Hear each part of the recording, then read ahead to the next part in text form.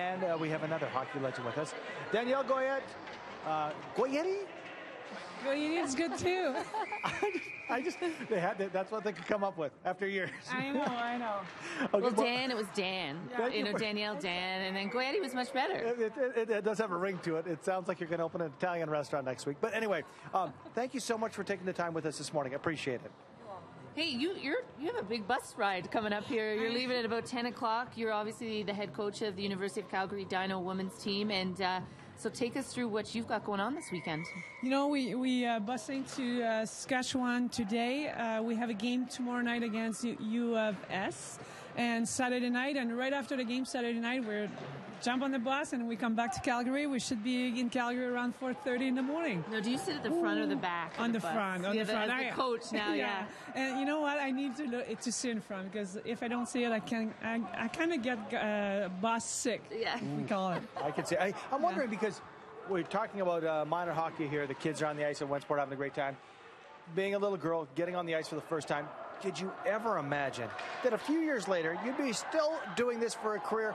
Hockey's never left you. Could you imagine that? Never. Yeah. And first of all, I didn't have that chance. I never played on the team until I was 15 years old. Ooh. I only play on the outside ring and start to play at 15 once a week until the age of 30, and I moved to Calgary, and that's when I start to train full-time for hockey. That is crazy stuff. You know, in my opinion, Dan Goyette, you should have been the first player in the Hockey Hall of Fame as far as 3 years after your career was over. When you become eligible after retirement, you should have been right in that next year. It's taken a while, but in November, you're going to be in the Hockey Hall of Fame. How does that sound? That must be amazing. It's amazing, and it's hard to believe, hockey player in Canada getting inducted to the Hockey Hall of Fame. I don't think you can ask for a bigger dream.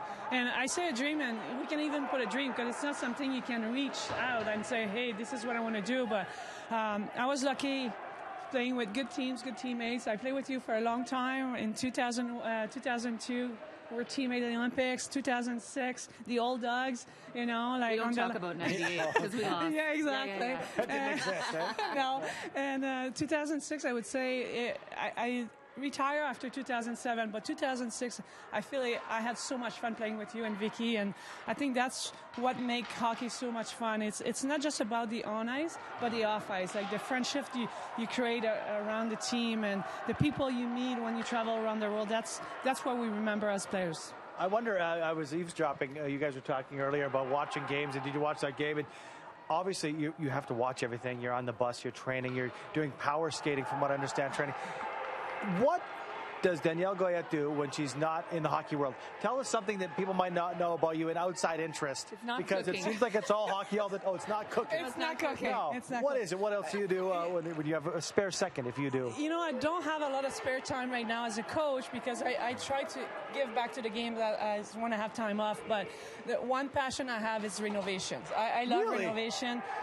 For me, when I retire as a player, I didn't think I would coach. I thought I would go in renovation, buying a house, resell them, and make a living with that. But seriously, at one point when I was playing, I was doing my renovation of my house, and I had to stop because I started to like it as much as hockey.